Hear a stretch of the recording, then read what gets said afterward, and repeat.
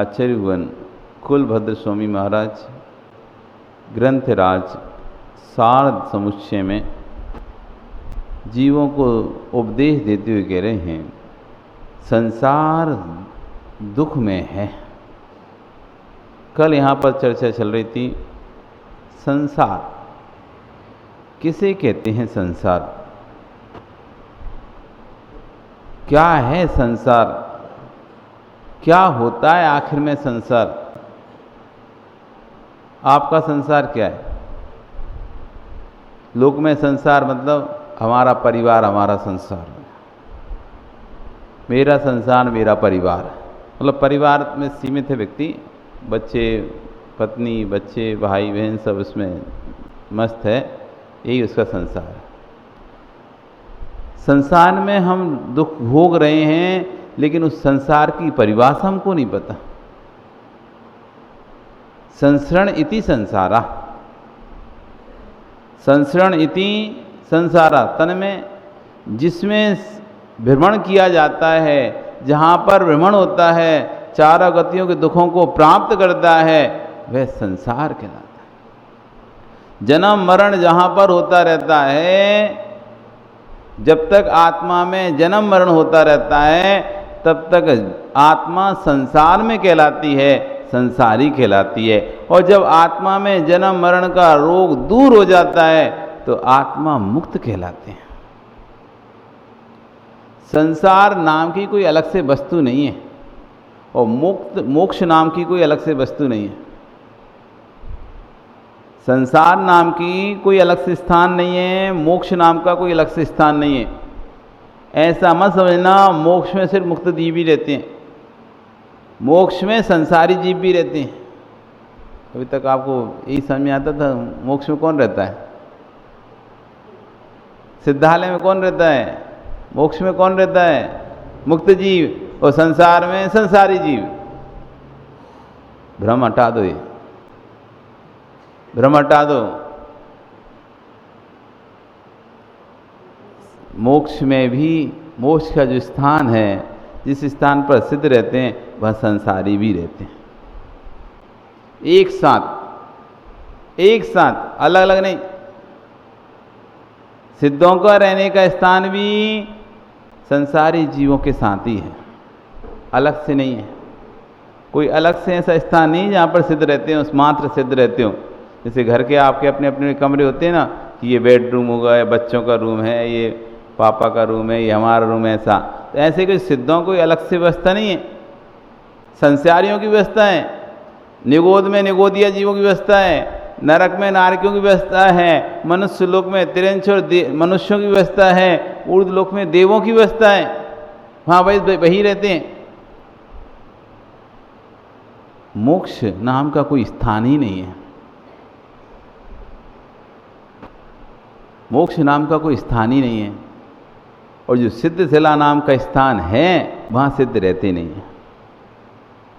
हम तो यही सुन रहे आए थे कि मोक्ष में मुक्त जीव रहते हैं, सिद्ध जीव, सिद्ध परमेष्टि कहाँ रहते हैं? बच्चों को क्या पढ़ाया आपने? सिद्ध परमेष्टि कहाँ? सिद्धालय। सिद्धों का आलय तो कहीं है ही नहीं है, सिद्धों का घर तो कहीं है ही नहीं है।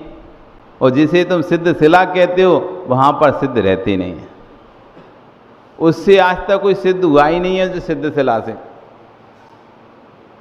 जिसे सिद्ध शिला कहा जाता है, उससे आज तक कोई सिद्ध नहीं हुआ। नाम ही सिद्ध शिला है, वहाँ से कोई सिद्ध नहीं हुआ है। जो भी सिद्ध हुए वो मध्य लोक से हुए, जो भी सिद्ध बने वे मध्य लोक में बने। सिद्ध शिला में कोई सिद्ध नहीं बना, और सिद्ध शिला पे ना कोई सिद्ध रहता है। कुछ बोलोगे आप लोग? माँ कुछ बोलोगी? कुछ कहोगे? अभी तक क्या सुनते आए हो? यही तो सुनते आए ना। सिद्ध परमेष्टि सिद्धालय में रहते। सिद्ध परमेष्टि कहाँ रहते? बच्चों को पढ़ाया कहाँ रहते? अरिहंत परमेष्टि संवत्सरण में रहते। सिद्ध परमेष्टि सिद्धालय में रहते। आचार्य उपाध्याय साधु परमेष्टि मंदिरों में रहते। मतलब मध्य लोक में रहते, समाज के बीच में रहते, यही समझ में आया है। लेकिन अब एक नई बात आपको सुनने मिल रही है कि सिद्ध परमेष्टियों का तो कोई स्थान ही नहीं है। और जिसको हम सिद्ध परमेष्टि स्थान कहते हैं, सिद्ध शिला जिसे कहते हैं, वहाँ से आज तक कोई सिद्ध हुआ ही नहीं है, और उस सिद्ध शिला पर आज तक कोई सिद्ध रहा ही नहीं है, और ना रहेगा, ना रह रहा था, ना रहेगा, ना रह रहा है। कोई भी सिद्ध शिला पर रहता ही नहीं है, और ना सिद्ध वहाँ से बनते हैं। जो सिद्ध बनेंगे वो मध्य लोक से बनेंगे, जो भी सिद्ध बनेंगे वो मध्य लोक से बनेंगे, और जो सिद्ध हैं वो लोक के अंतिम स्थान तनुबात वाले में रहेंगे। लोक का अंतिम स्थान जहाँ पर लोक खत्म होता है, जहाँ पर लोक का एंड होता है, उस जहाँ पर बात वाले हैं, ऐसे लोक के अंतिम बात वाले में जाकर सिद्ध ठहर जाते हैं। क्यों आगे क्यों नहीं जाते? आगे चले जाते, लेकिन आगे धर्म द्रव्य का अभाव है। आगे धर्म, जैसे यहाँ पे कोई गैस का फुग्गा आप छोड़ें और वो कहाँ तक जाएगा? यहाँ पे छोड़ा तो बेटा कहाँ तक जाएगा? गैस वाला फुग्गा तुमने छोड़ा, बैलून गैस वाला, वो कहाँ तक जाएगा? कहाँ तक ऊपर? इस यहीं पे छोड़ा तो, और इसके ऊपर क्यों नहीं जा सकता? क्यों नहीं जा सकता? क्योंकि दीवार आ गई। अब जाने को तो यदि दीवार नहीं होती तो और ऊपर तक चला जाता, जितनी ऊपर तक जा सकता था चला जाता, लेकिन बीच में क्या हो गया?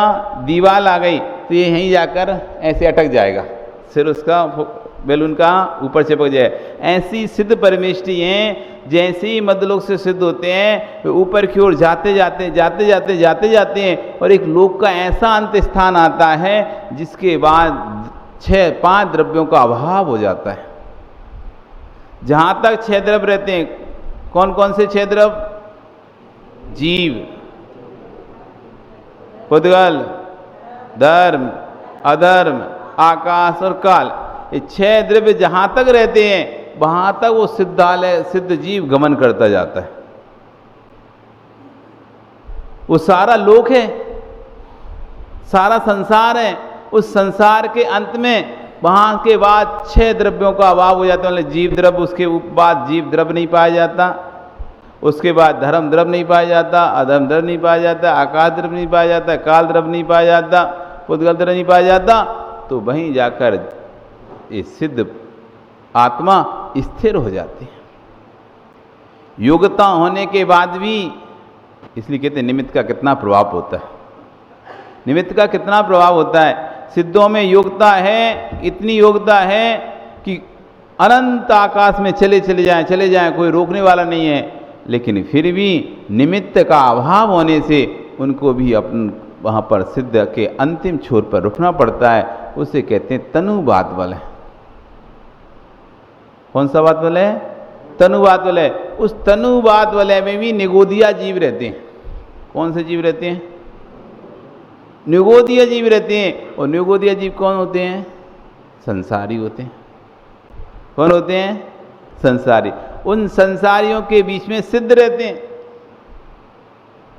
उन संसारियों के बीच में सिद्ध रहते हैं, लेकिन सिद्ध अपनी अनुभूति करते हैं और संसारी अपनी अनुभूति करते हैं। सिद्ध स्थान पर भी, जिसे सिद्धालय कहा जा रहा है, जहाँ पर सिद्ध हैं, वहाँ भी निगोदिया जीव जन्म मरण का दुख भोग रहे हैं। एक श्वास में 8-10 बार जन्मो मर्यो बर्यो दुख बार। एक श्वास में 18 बार जन्म मरण का जो तीव्र वेदना है वो वहाँ पर भोग रहे हैं। कहाँ पर? जहाँ पर सिद्धालय है, या जिसे अपन सिद्धालय कहते हैं, सिद्ध परमेष्टि का निवास स्थान है। ऐसे स्थान पर भी निगोदिया जीव जन्म मरण का दुख भोग रहे हैं। उनके लिए वो संसार ही है। सिद्धों के लिए जो सिद्धालय है वो संसारी जीवों के लिए संसार ही है। इसलिए संसार नाम का कोई स्थान नहीं।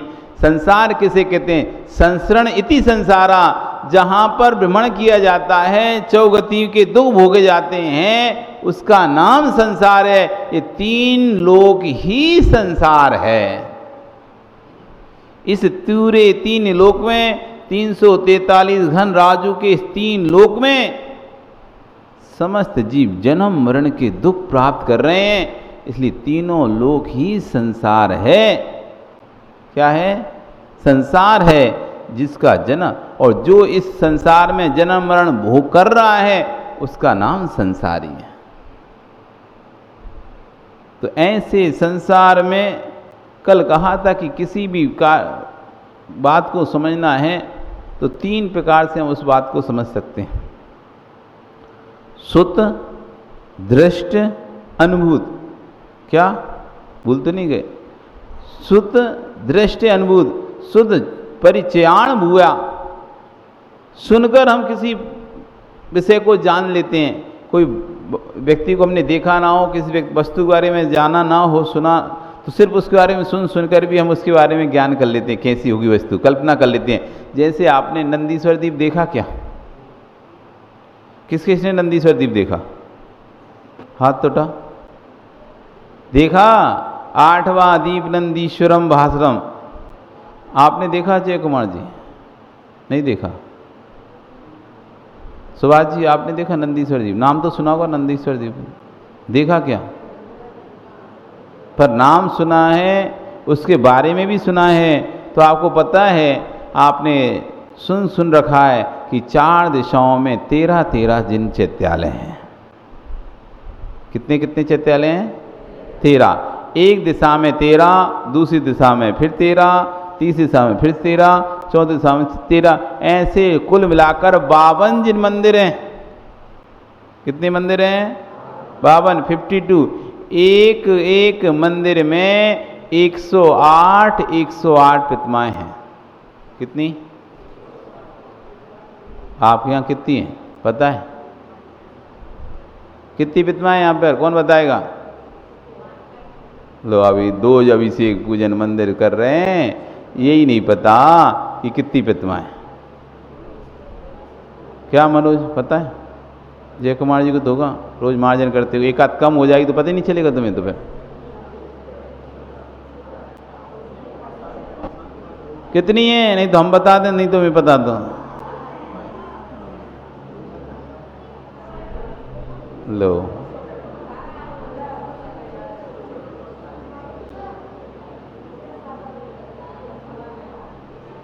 नहीं पता। उधर हैं 6, इधर हैं 6, बीच में है 7 धातु की, फिर ऊपर 3 पाषाण की, फिर 2 एक सिद्ध परमेष्ठी की, फिर एक बाहुबली भगवान की, फिर एक और कौन सी 24 की? कौन सी है? 24 ना। और फिर इधर उधर भरत बाहुबली, इस तरह से लगा लो आप कितनी हो गई। आपको ये नहीं पता, हम तो रोज ध्यान रखते हैं। सुभाष जी 20 साल से आप दर्शन कर रहे हो, पता नहीं कितनी प्रतिमाएं। अरे कम से कम इतना तो याद रख लो कि हम जिस वेदी के दर्शन करते हैं, जिस वेदी में भगवान के दर्शन करते हैं, हम कौन से भगवान के दर्शन कर रहे हैं। एक एक भगवान को देखा करो, एक एक भगवान को देखकर उनका स्मरण करके जयकारा लगाकर उनका अर्घ चढ़ाया करो।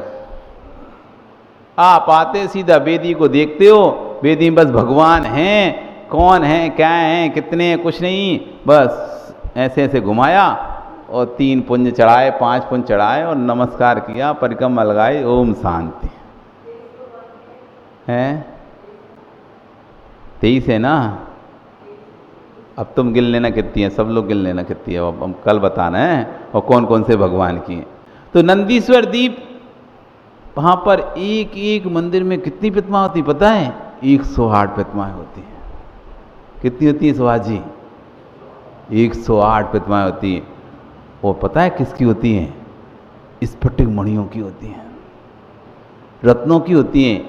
आप एक स्फटिक मणि इतनी सी लेके आओ, ओह स्फटिक मणि की प्रतिमा, स्फटिक मणि की प्रतिमा, रत्न की प्रतिमा। और वहाँ पर पता है कितनी बड़ी प्रतिमा होती है? 500 धनुष की प्रतिमा होती है।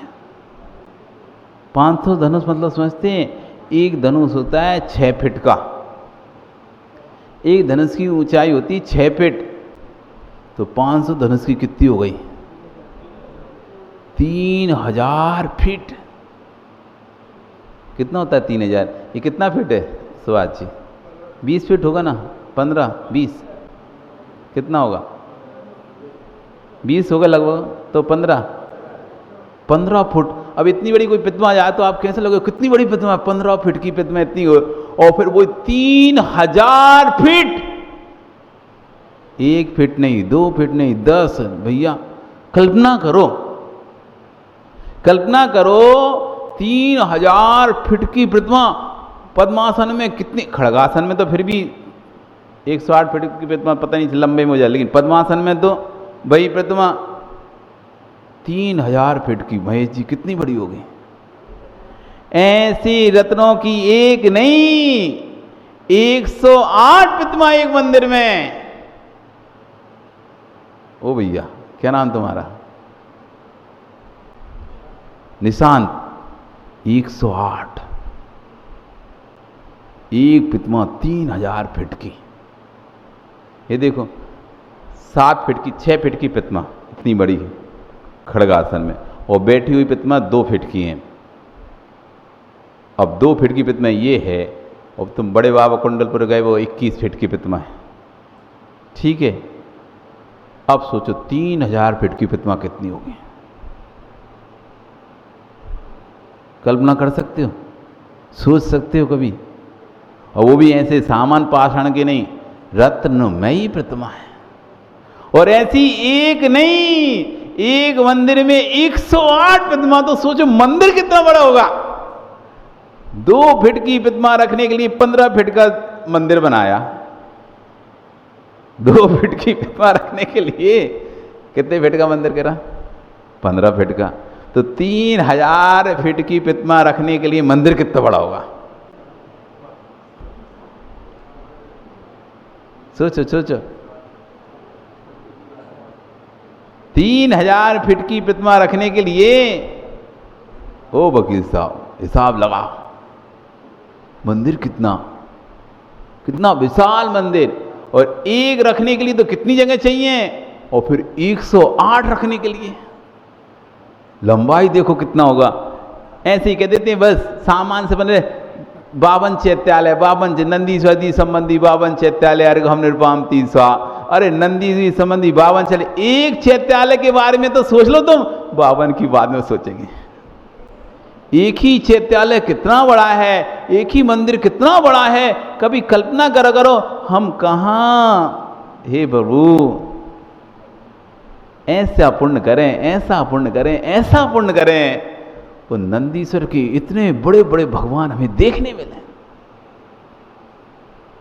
मनुष्य नहीं जा सकते। मनुष्य की सीमा 2.5 द्वीप की है। इस मध्य लोक में असंख्यात द्वीप हैं, असंख्यात समुद्र हैं। द्वीप समझते हैं? द्वीप किसे कहते हैं? समुद्र के बीच में एक टापू होता है ना, उसे द्वीप कहते हैं ना। ऐसी समुद्रों से घिरा हुआ है मध्य लोक पूरा, ठीक है। एक द्वीप, फिर पूरा समुद्र से समुद्र चारों तरफ, फिर दूसरा द्वीप, फिर उसको घेरे हुए समुद्र, फिर तीसरा द्वीप, फिर उसको घेरे हुए समुद्र, फिर चौथा द्वीप, फिर उसको घेरे हुए समुद्र। ऐसा असंख्यात द्वीप और असंख्यात समुद्र है इस मध्यलोक में।